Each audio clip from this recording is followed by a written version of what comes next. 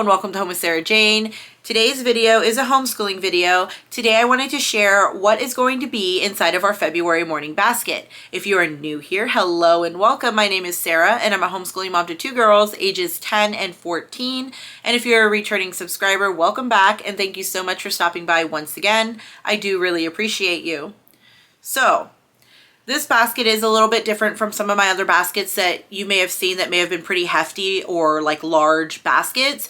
And that is for two different reasons. One, we are currently in a no spend month. So for the month of February, I decided we're not spending any money, only on fresh produce. So that includes my homeschool. So this basket had to be created based off of things that I already had. I was pretty lucky that my kids wanted to do a topic that I had a few things on already, so that made it a little bit easier. But that's one reason why this basket isn't super large.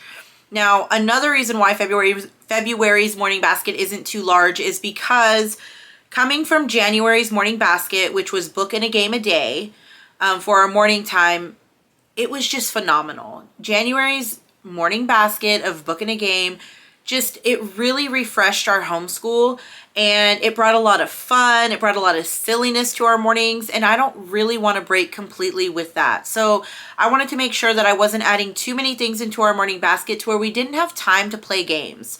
Games is a huge way that we learn in my house, and for a minute there I felt like I got a little bit lost and we weren't playing that many games just, all of a sudden. And my kids and I really needed that again. So making sure that I'm leaving a little bit of wiggle room for some fun and games in the morning was really important to me once I went through January, and we just had a blast doing that. So those are the two reasons why this basket is just a little bit lighter, but let's get started. So our theme for February is the Amazon. I decided that I would allow my kids to pick the theme this month because I was just kind of I felt slightly burnt out when it came to coming up with ideas on what we wanted to learn about. And in our homeschool, it is really important to me that my kids do have a say in what they get to learn about, especially in morning time. Morning time isn't a time that I necessarily use like a strict curriculum that I follow. It's supposed to be more for fun and for having time together as a family. So I decided to let them choose, and they chose the Amazon. So whether it is the Amazon rainforest or the Amazon River, whatever, that's what we're going to learn about is the Amazon. I'm really glad that they chose this topic though, because the Amazon is not something I know much about. So I'm going to be learning right there alongside them. But some of the books that I'm going to be using for this morning basket is Where is the Amazon? I do really enjoy this book series, the where is, what is, who was. I think that these are really great books to give you just enough information to see. I use these to kind of see if this is a topic that we want to dive deeper into. I think it's a good starting point. I think that they do give you some great information, but this for me, I feel like is like a basic outline. So I think that this will be a fantastic book in our morning basket. And these books only take us like maybe 2-3 days to read through. So Where is the Amazon? The next book I have is Terror on the Amazon, The Quest for El Dorado. I thought that this would be a fun one to throw in because for one, it was on my shelf. Again, all of this had to come from stuff that we already had since we're in a no spend month. I don't ever remember reading this to my kids. And when I mentioned it to them, they don't remember it either. So this is kind of like a new book for us. So I clearly have already paid for it. Why haven't I used it yet? So Terror on the Amazon, The Quest for El Dorado is another read that we'll be doing. And now this one is a little bit young, but I'm still going to go ahead and read this during our morning basket time. This is Who Am I? Rainforest Animals. Discover Science with Young Scientists. Now, like I said, this one is very young. If you look at the pages, it just gives you like a clue of the animal with just a small amount of reading on one page. So like this one, it says, my big colorful bill is strong but light, who am I? And then you have to try and guess, what animal it is with the clue in the picture. So I just thought that this one would still be a lot of fun. Even though my kids are older, we still really enjoy, What does that mean, enjoy? We still really enjoy children's books. So I thought that this would be a perfect one to add in. And again, I'm getting more use out of the things that are already on my shelf. Okay, so the next one that I have is The Shaman's Apprentice, A Tale of the Amazon Rainforest. This is a Reading Rainbow book. I loved reading rainbows, so for me, I was just like, yeah, we're adding this in. Again, already had it on my shelf. But this one is, it says, for thousands of years in the jungles of the Amazon, shamans have passed on their wisdom of the medicinal values of the rainforest plants from one generation to the next. This is a story that tells about an Indian boy who dreams of one day being the tribal shaman. So I thought that this would be a really fun book as well. Again, we love learning from picture books, and I thought that this was really, really a beautiful book. Okay, so the next book I have is Kapok Tree? The Great Kapok Tree, A Tale of the Amazon Rainforest. So this one, again, is another really beautiful book, and I haven't read this book in years, yet it's still on my shelf. So I thought that this would be a great time to pull this book out. Again, it's another really beautifully illustrated book. It has to do with the rainforest, and I think that my kids will love this one. I don't quite remember it. It's been so long, but, it says, in the Amazon rainforest, a man is chopping down a great kapok tree. Exhausted from his labors, he puts down his axe and rests. As he sleeps, the animals who live in the tree plead with him not to destroy their world. Oh, now that's sad. I think I'm going to enjoy this one, but that's really sad. So there we go. Now, the last book that I'm going to be using for our Amazon themed morning basket is Amazon River. This one looked really, really great. I have not read through this book before.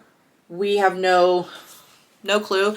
But I feel like this one is going to give us more of like a nonfiction vibe. You know what I mean? Like it's going to explain more about the river through like, facts, I guess you can say, opposed to just like reading a story. But yeah, so I mean, I think that this one is a really beautiful book as well, with a lot of great information for at least what I can see. So I thought that this can kind of be like the spine of our morning basket, where we'll read a little bit of this each day, and then maybe like one of those cute little books as well. Okay, and then I always do like, oh, sorry, I hit the camera. And I do always do some kind of craft or activity to go with our morning basket, and it's usually themed with the theme of the basket. So what I'm going to be using, which we haven't used yet, so, I have this in my cabinet, is Amazon Rainforest. It's a 3D puzzle. So I bought this a little while ago, and I had intended on doing an Amazon themed basket a few months ago, but we just never got to it. So I'm glad my kids picked Amazon. Let's say that, because I already had this. So this I already had on hand, and again, it's a 3D puzzle. I think that this would be a lot of fun, and it does come with a book, a National Geographic kids book called Amazon Rainforest, The Amazing Jungle Files. So I thought that this would be another thing that we could add into our mornings. Again, we don't even have to complete the puzzle all in one day. We could do it over the month or over a week or whatever. So we could have this craft, last a little longer if we needed to as well. Now, for the other holidays in February, I think it's Groundhog Day and Valentine's Day. I'm going to be using Groundhog Day, this picture book. And again, I'm trying not to spend any money for our no spend month. So these are all books off my shelf. And then for Valentine's Day, I have the Valentine Mice.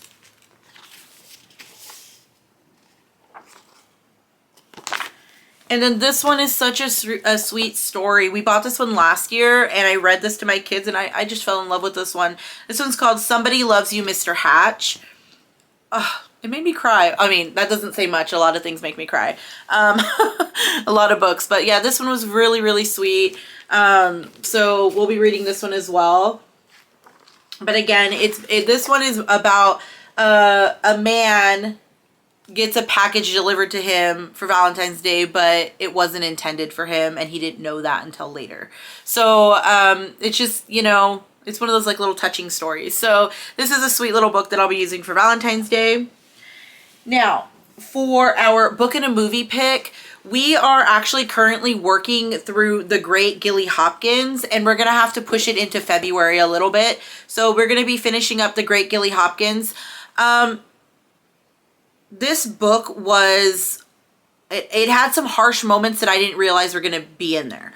So I'm not saying that it's a bad book, but there are some ways of thinking at the beginning of this book that I clearly didn't agree with. But it's not a bad read. It's just a conversation starter, I feel. There's some conversation starters in this book. So again, we're not completely through this book. We're still working on it, and we will be working on it in the beginning of February. So, and then we'll watch the movie. But The Great Gilly Hopkins. And then once we finish this one, my kids decided they wanted to move into The One and Only Ivan. I have never read this book, so I really don't know what to expect. It does say that it's about like an easygoing gorilla. Let me see. Yeah. Ivan is an easygoing gorilla living in a shopping mall. He has grown accustomed to humans watching him through the glass walls of his domain. He rarely misses his life in the jungle. In fact, he hardly ever thinks about it. Instead, Ivan thinks about TV shows he's seen, his friends Stella and Bob, and painting. Then he meets Ruby, a baby elephant taken from her family, and she makes Ivan see their home and his own art through new eyes. When Ruby arrives, change comes with her, and it's up to Ivan to make it a change for the better. So my kids were more interested in the fact that this was about animals. So, but again, it sounds like a really great story, and there is a movie with this book. There's also, I guess, another book out there. I think it's called like The One and Only Bob. I do not know if we're going to read this book and then go into that book or not. I guess it all depends on how my kids feel about this book. But when I picked this out, I originally just intended to read this one and watch the movie and then move on. So, but we'll see. We might read the next one after. I don't know. Now, for poetry in our morning basket, which is something that we do on Fridays. I talked about this in last month's video, morning basket video. I'm feeling a little burnt out on the extras this year. So for poetry, I decided instead of going into all this great detail and all that, all I'm going to be doing is reading poetry out of this book to my kids every Friday. This is called Read Out Loud Poems for Young People, an introduction to the magic and the excitement of poetry. Now this book so far we have liked because it's not just like poetry from one poet. I mean, there's a list over here. I don't know if you can see, but there's a list of all different poets throughout this book. So they are getting different types of poetry from different poets, and we are enjoying it. Again, it is something we only do on Friday, but we're just going to continue to work through this for poetry. And then for French, we are still working through Getting Started with French, Beginning French for Homeschoolers and Self-Taught Students of Any Age. This is very, very basic. Like, I think a lot of the lessons were like just learning about articles or just learning about, you know, like a and the, or just learning about feminine versus masculine forms of French words, or just learning one specific French word a lesson. So this isn't going at a very quick pace, but my kids kind of like that. They like that they're only learning about they're only learning about a word a day, or like one very small concept a day when it comes to the French language, because I do not speak French. Even when I try, my accent is awful. Again, it's just something I have to keep on continuing to show my kids that I'm trying to do.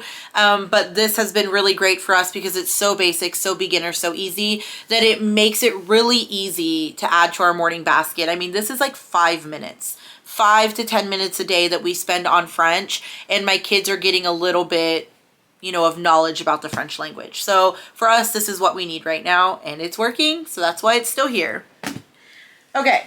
Now for art, my kids, again, I talked about this a little bit last month, but we really enjoyed what we did for art in December. And it was basically just about learning about what was it called? I think it was like the Usborne nativity picture book or something like that, where we would just study certain art pieces about the nativity and learn about those pieces. So it was like, it wasn't necessarily like an artist study. It was more like studying different paintings. And my kids really enjoyed that way of learning about art. It was a little bit new for us because we usually do like an artist study opposed to like a actual painting or piece of art study, if that makes sense. I hope that made sense. But so what we're working out of is called The Story of Paintings, A History of Art for Children. This one I have been liking. I like that it's going through like the beginning of time, basically. No, so it goes through like cave paintings until like modern paintings, but it's just a history of paintings in general. It's not like only pointing out one artist. It's pointing out a wide range of different artists, even artists that are unknown, and you're studying these paintings opposed to the artist. So we really like that kind of style. It's different for us, and we have been liking this book. This one, we've only done it, because we only do this on Fridays, so we've only done it a couple of times. So again, it's pretty short and to the point the way that I'm using this book. We read the section, we look at the piece of art, we talk about it, boom, we're done. Now, I also mentioned in my last morning basket video that we are no longer going to be studying composers or music this year. I decided I do not have the capacity to fit that in right now. So we just stopped doing composer study. Now my kids will still continue with learning their instruments. My oldest plays the piano, and she's been focusing on learning how to play Clair de Lune and what is it? The Dance of the Sugar Plum Fairy or Waltz of the Sugar, whatever the Sugar Plum Fairy one is from the Nutcracker. That's what she's been trying to play. And then my youngest has been playing the recorder. So they are still getting, music in some way. We're just no longer studying composers at this time. So now for the games that I do want to kind of focus on for our morning basket are our favorites that we were playing last month in our book and a game morning basket. So one of the games that we have really, really been enjoying, that I'm actually really glad my kids are enjoying, is Possum. So this is a really great game to help with spelling, to help with understanding parts of speech. I just really, really like this game in our homeschool right now. It gives us some hands-on fun, and it doesn't make like learning parts of speech or spelling seem like a hassle. So, I mean, it's a really fun game. You basically just roll the dice, and there are letters on the dice, and you have to create words. And it's like from certain parts of speech. Let me pull the little board out, and that would make more sense. Let me see. Okay. Come on. Here we go. So you have like this game card, and you have to try and create nouns and verbs and adjectives. So it's just a lot of fun, and each of these words have to be a certain amount of letters. And then when you make the word, you have to spell it correctly, obviously. You have to tell us the part of speech it is, and you have to use it in a sentence. And then whoever gets the most points, because you get points for the words that you make, whoever gets the most points wins. So this has been a lot of fun, and it's really been helping, especially with my youngest daughter, because she does not really enjoy language arts very much. So having a game like this in our morning basket has been a really great way to start our day. And so that's why it's made its way into February's morning basket. I'm going to continue on with playing this game until my kids are sick and tired of it, because it's just really fun. Okay, so the next game that's kind of wiggled its way into February is Racco. Okay, Racco is a lot of fun, and it's basically we kind of use, how can I explain this? You have to get the numbers in order from lowest to highest, basically, and it's just a lot of fun. So my husband really, really likes this game as well, and let me just tell you, when it comes to word games like this, my husband's kind of like, it's not his favorite. But when it comes to anything with numbers, he is like so on board. So this is something that my kids love because they get to play with my husband as well, because he really enjoys this game. It's just a lot of fun. It's just another way to practice some math skills as well. So educational still, but a lot of fun. It's made its way into February. Now, a game that we've been playing that I didn't bring up here is Monopoly.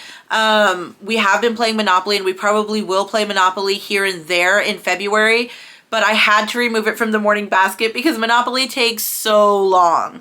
So that's more of a game that we'll be playing after morning basket, but I wanted to mention it because it is something that we are going to be continuing into February. It's just I can't have it in every morning basket time because it takes forever. I mean, one of the games we played was like 3.5 hours. 3.5 hours. And I'm just like, I'm not doing that every morning. So Monopoly, just not every day. Sporadically. And then the last game I wanted to share that we've really been enjoying is Upwards. So I decided to add this in the February morning basket as well. This one is a lot of fun. It's another word game, and I don't necessarily always play it with my kids the way that it's intended. Sometimes we will just make words that are verbs. Sometimes we will just make words that are nouns. So I use this in a little bit different way to help with parts of speech as well and to help with spelling.